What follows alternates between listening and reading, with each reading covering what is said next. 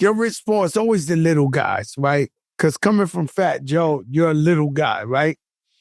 And so when I go, yeah, that was kind of foul. Yeah, so That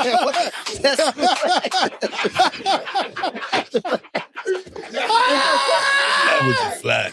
That was a flag. That was flag. That was flag worthy. That was definitely flag. Shit. But you sharp though, Joe. I'm on point with it. I caught myself right now. Yeah, that goes for being sharp. It's a little bit better, Yeah, right? Like I caught it. Yeah. But you know, your girlfriend, wife, what? You talking about Adele? Yes. Oh. So what I'm saying is always little guys like you, man. Like I sat here, I'm looking at fucking Jermaine Dupri. Jermaine Dupri had Janet Jackson up. What gives you guys the courage to walk into a fucking icon beauty queen and be like, yeah, babe, what's up? Wanna fuck with a real one? Yo,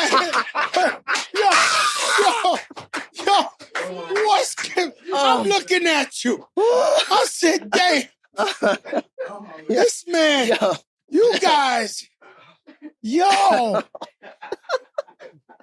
Well, it's crazy. Yo, I'm looking at the Jermaine Dupri. You're about 5'2" and shit. Some change. That's the yo. Some change. That man went at Janet Jackson. Jackson. Like, yo, I'm Jermaine Dupri. The confidence got to be at an all-time high, huh? Well, you know, we don't really do the choosing. You get chose. Fuck your shit. So that's that shit. I like that. Yeah. Sometimes we get chose by the wrong ones, huh? Well, you have to take you through the fucking you got a choice. washing machine, huh? Yeah, when you get chose, you have a choice. I got a friend, he's breaking up right now. His wife is on that fucking Instagram. She dropping the 48 laws of being a fucked up man. It's just he on day 12. He still got 30 more days of this shit. I'm like, I go in the fucking Italian bakery, they're like, hey, you see what the Italians, the real Italians, they be, oh, whatever, they like, yo, your friend, his wife on fire on Instagram. Like, nigga, let me get my sandwich right quick. They said something wrong, right? I said, yo. You know, I don't want no smoke, man. You do get chose, though, you know. Who do you represent? Could you give us a list? I can't. By the way, everybody, if y'all don't know who Rich Paul is, because I guess you're guilty by association. Even me, all I think about is LeBron, but you represent a bunch of superstar athletes. Can you just give us a list? But here's the thing. I think people don't understand how important it is for you to be given an opportunity, right? So I got to be thankful for LeBron because at the end of the day, I got to this place from a perception of people thought you were extra. And today I'm an executive at the highest level, right?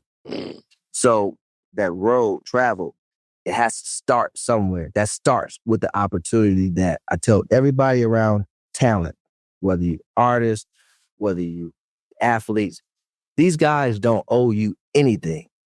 They really don't. And you don't have to know everything either. But what you need to know is what you're actually capable of doing so you can be a value add in the room. The problem is the idea of living like Joe and Jada is not really a good idea. The idea of living like me and how I live in terms of when you're next to the athlete and stand in that space is what the focus should be. Because then that'll allow you to skip steps. A lot of people get to the point and skip steps. So I'm thankful for the opportunity that LeBron gave. But my ultimate respect for the opportunity that he gave and for him was the position I stand in now. Because I'm no longer dependent of him. And that's the most important thing you can do is become independent of the person that actually gave you that opportunity because they didn't have to give it to you. So that's a blessing. My thought process was to go and build something. And when you asked me a question earlier, like about the bags, it's not a thing. That's how many bags you done caught to the point of where you was just like, got another one. The thing about it is I never focus on the bag. You got to focus on the disruption of an industry. That's going to bring all the bags, you know. And bags come in different shapes and sizes, but also it's not so much as currency, it's more so positioning. Because that's the actual bag. The bag ain't the money. The bag is the position. When it comes to this audio visual, me and you, we position real right. We on the top tier. No, but it's true. But to answer your question, we represent over 600 clients today. You know, 600. 600. Wow. Yeah. Shit. Yeah. Clap it up for that. Yeah. What the fuck? So what? Tennis, all type of shit. So a couple of years ago, we acquired with my partners at UTA a company called Roof, which is like 170 European footballers, which is great. Then we grew the football business. Obviously, the basketball business grew. A little bit of baseball. But then we have a commercial side of the business that's really growing at a rapid pace. And we're doing unbelievable work. And, you know, this stuff, you don't do it by yourself. You got an unbelievable team of people. That's right. And I think when you start at one place, and obviously I started the company because I felt like players was only being viewed as transactions.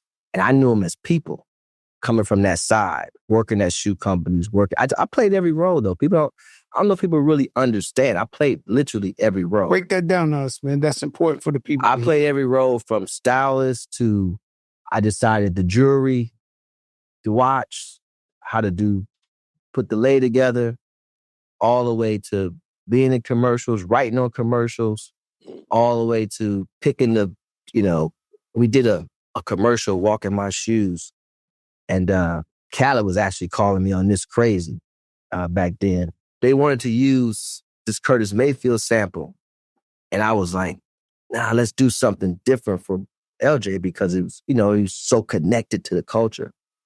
Long story short, end up getting with Mike Will through my man Chubby, may rest in peace, early. Chubby. Yeah. Oh, man. And Chubby, I was just happy to be talking to Chubby one day on the phone. He was asking me what I was working on. I was like, man, I'm trying to figure this thing out.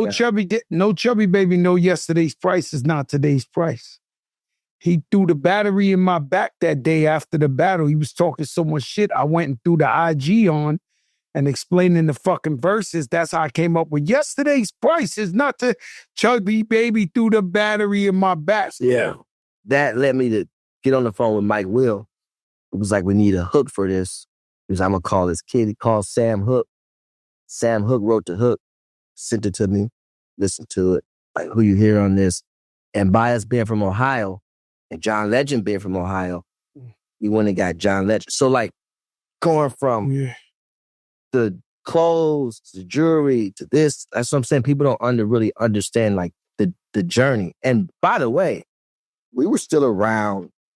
I mean, I've been around y'all for, 20 plus years. Mm-hmm. But it's just one of those things where it's okay to wait your turn and be observant while waiting your turn, not being what I would say eager to be entitled. Because there's an eagerness to entitlement when you're around talent. And it works even worse when you're actually blood. What you gonna do? Fire your brother? Then I had to hear my mom, then I had to hear my, so it gets a little tricky. So I'm glad I was not actual blood, but I've always had this mentality to build and to want to learn more and not know it all, so to speak. And that kind of just led to other things, not really being complacent as you have more success. I've never really celebrated anything that I've been able to do up to this point, though, to be honest with you. I never popped a bottle or champagne or had a drink. That's the biggest flex ever. Never celebrating. Well, it's the only way to be. They celebrate all the time. Yeah, but we're going to celebrate with some ace of spades for my brother. But listen, let me explain something to you.